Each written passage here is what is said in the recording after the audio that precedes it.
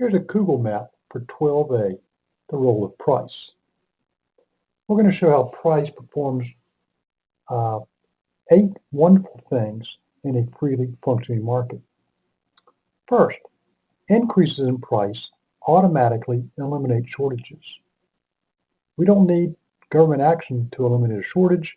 If we let a free market alone, an increase in price will take care of the problem automatically. The same is true for surpluses. Decreases in price automatically eliminate surpluses. Price allocates equilibrium output to buyers willing to pay the equivalent price.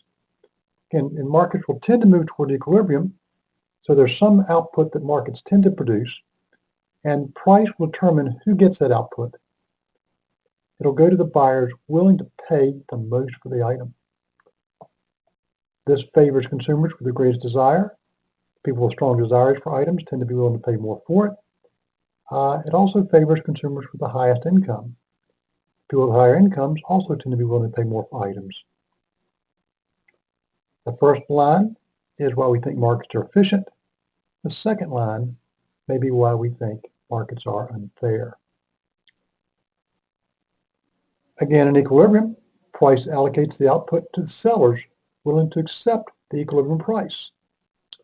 This tends to favor sellers with the lowest cost, which most people think is a good thing.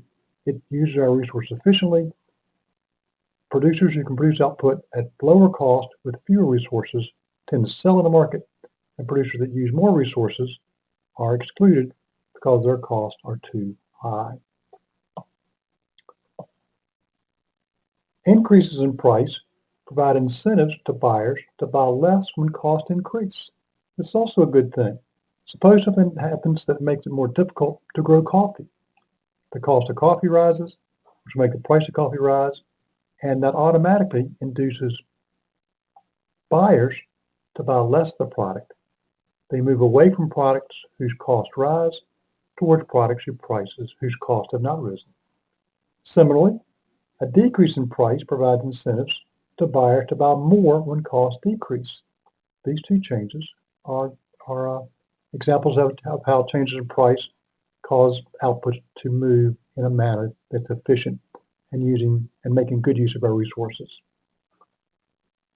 An increase in price provides incentives to sellers to produce more when demand increases. Again, that's a good thing. If people want more fertilizer, well, the demand will rise, which means price will rise, and sellers will sell more. Yay for the market. Similarly, a decrease in price provides incentives to sellers to produce less when demand decreases. I got a problem there. When demand decreases.